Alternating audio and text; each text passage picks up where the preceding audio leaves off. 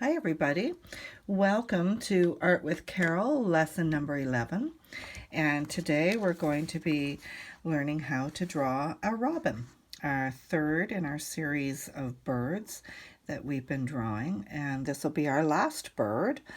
We have one more art lesson next week, and I thought that we would just have a little bit of fun next week learning how to draw shells, because it's coming up to summertime and hopefully we'll be going to the beach and enjoying ourselves. So today we're going to do Mr. Robin, and you will need 8.5 by 11 piece of paper, whatever size you choose.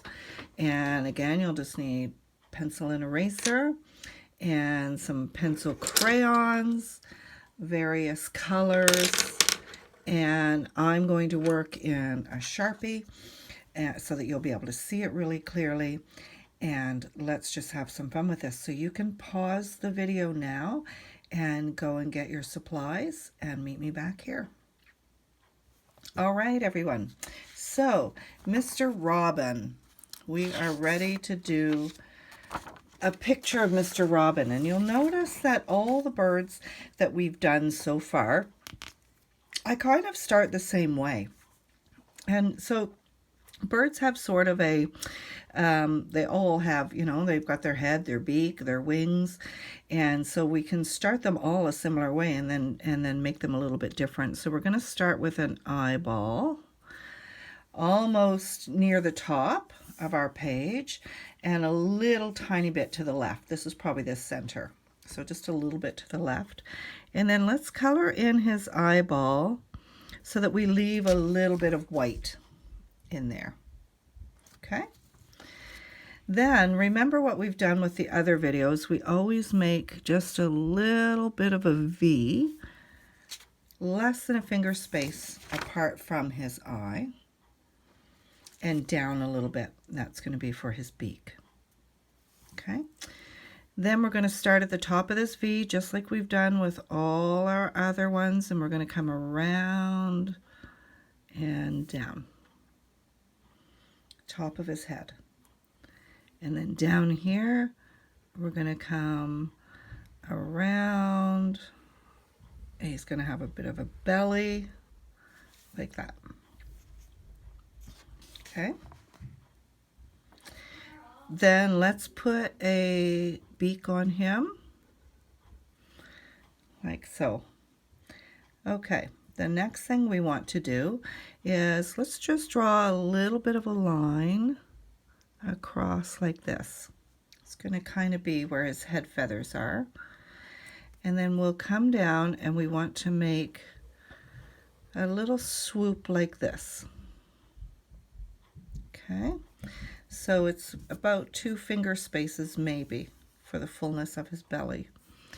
And then we'll make the other part of his wing coming up here like this. It's not going to quite touch. So we're going to make some top feathers and then some bottom feathers. So we'll go like that, and then we'll go like this. And remember that you can stop this video anytime you need to if you think that I'm going too fast for you. Okay, so we have like 2 wing sections here. At the top of this wing section, let's just make some little U's. Okay. Then we're going to come down from those and let's make some wider U's like this. And they're really long at first, and then they get a little bit shorter and a little bit shorter. Now let's make some feathers from the wings, like that. And then we want to do the under ones as well. So just lines coming down so it looks like his feathers. Nice. Now what's he missing? Oh my gosh, we got to give him a tail. So to do his tail, let's just start near the end of the wing, come down with a straight line, and then we're going to come down on the inside of his belly almost to the end, but not quite. And I have a little bit of a curve to that line. See that? And then just join them together with a little bit of a curved line, not straight across. So there's our bird so far. Now all he needs is, let's do a little bit more to his eyes here. Let's give him a line across his eyes. I'll hold that up so you can see it. And then we're going to give him a little circle around there and a little circle around there. Okay. Cute. Okay. Now let's give him some legs. I'm going to put a little one right here and a longer one right here. So it looks like there's the back one and this is the front one. And we're going to make a little tree trunk here, just connecting with those legs. And you can make it, you don't have to make it a tiny little twig. Make it a little bit wide. There we go. It's not even a finger space wide because it's just going to be a twig. Now we can, the legs went right to the edge of his little twig. So now we got to make his his claws come right around it. There we go. And one in the back. And the same on this one. Come right around. Come right around. And then it's such a wide branch, it doesn't, his last little claw doesn't quite reach. So it makes it look like he's holding on to it. If you come all the way around to the other side of the branch and then tuck it under. See how I did that? It makes it look like he's actually holding on to it. Okay. Then we're going to, let's just make, you can do this any way you want to, make a little bit more branches coming out here and there. And just, you can make them thinner because these are little thin branches coming off of the bigger fat one. Maybe I'll give some down here. I'll make it go this way and then I'll come back up around and I'll make it go this way. Then I'll make like a U right here. Okay. There, that's cool. All right. Then, and you can add more. You can add one on this side over here if you want to. And then let's make it, maybe it's a cherry tree. So we're going to put some cherries on it here and there. So just some little round balls here and there. Anywhere that you want to. 1, 2, a little smaller one there. I've got cherries coming on my tree. And I'm trying to watch very carefully because I want to try and catch them when they're ripe, but the birds often get to them before I can get to them. There we go. Let's make a few more here, here, and here. And if the birds don't get them, then usually the raccoons do. So yeah, not too fun. Okay, now we're going to color him. So if you were having trouble with a part, I hope that you paused it and erased and started again. And remember that all our birds don't have to look exactly the same, right? And so now we're going to color him in. His belly, that's what do we love about robins. Yes, they have a red, beautiful red belly. But if you look at robins, it's not really a bright red, right? It's more of an orangey red. So what we're going to do, first I'm going to use just this true red color. I'm going to color the whole thing, the whole belly. And then I'm going to make it actually a little bit darker down around the bottom. See how I'm just layering that a little bit darker?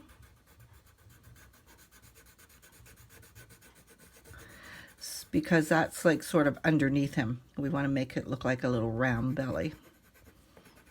Okay, now let's add a little bit of brown in there. So I'm going to take my brown, I'm going to make it really dark down here. And I want to blend it in as much as I can. Really nice and dark. There we go. And then I'm going to go back over the red with some brown just to calm that color down a little bit so it doesn't look like a really bright red. Like we said, it is red, it's like an orangey red, so we're going to blend some colors on top of the red to get just the color that we want. So there's some brown on there. That kind of tones it down a little. Now I'm going to take my orange and I'm going to go over it with orange all over. And the orange really helps everything blend in nice together, and it changes it more to an orangey red. And I'm being careful, remember not to scribble. I want to fill in all that white area. There. Now that looks more like sort of an orangey breast, robin red breast. And now we're going to do his tail. Let's do that in brown. His little tail feathers. I've seen robins around my birdhouses, but I haven't seen them go in. I don't know if they are using my birdhouses or if it's just the smaller birds using them. I'm not sure. But I've been enjoying them being around my yard. There. And we're going to do with his tail, we're going to also add a little bit of black in there. And the black, we're not going to go quite as heavy with it. I'm just going to give it a light, it's almost like a scribble over top of it to give it a brown-black look. See that? Okay, let's do his wings. So we want this part of his wings, these little upper feathers. Let's do them in brown.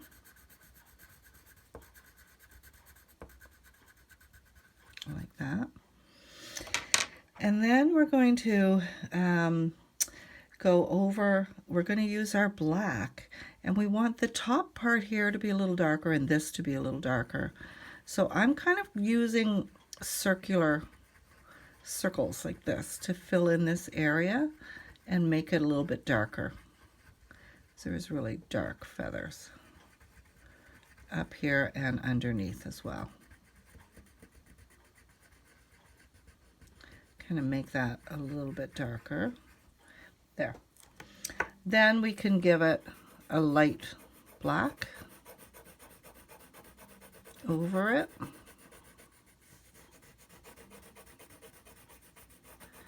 Like that, and like this. Right up to his head.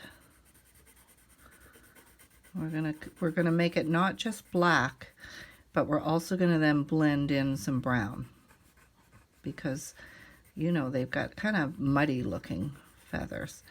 But around the eye, let's make it a lot darker. So it's like a really dark patch around his eye and the top of his head. I'm gonna press really hard here so that it makes almost like a little mask. There he goes. And down the back of his head a little.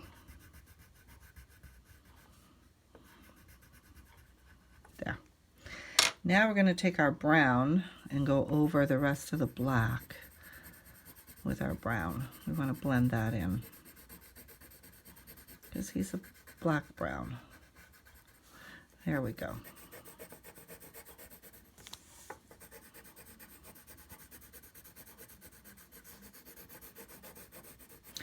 There.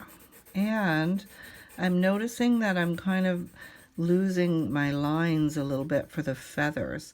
So I'm going to take my black and I'm just going to go on each of my lines a little bit darker. And that's going to help all those feathers to show up better. Okay. There. There we go. All right, and it wouldn't be Art with Carol unless the phone rang at least once, right? But we don't have to get that. All right, he's shaping up. He's looking pretty good. Let's give him a nice little yellow beak. And you know, I kind of played with the idea of maybe putting a little worm in his mouth, but I decided not to. I decided he's more interested right now in the cherries, so I'm not going to put that, but you could do that. And you don't have to make this a cherry tree. You could make this some other kind of tree. You could make it a magnolia tree full of flowers, or apple tree. And he's just sitting there. So I'm going to put brown for his branch that he's sitting on. And I'm going to go over that, I guess, second time, of course. Oh, look at me, we're going right outside the lines here. I was looking up to look at the video to see if you could see everything I was doing. There we go. All these are brown. And we'll do this bottom one.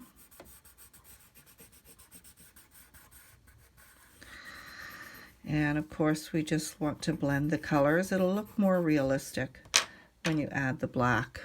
Because if you look at a tree carefully, does it ever look just brown? No. There's like all kinds of shades of brown and black. Maybe even some green in there if there's moss on it.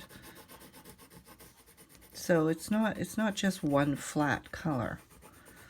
So this will help just make it look a little more realistic, and it helps us practice using our colors to blend, right?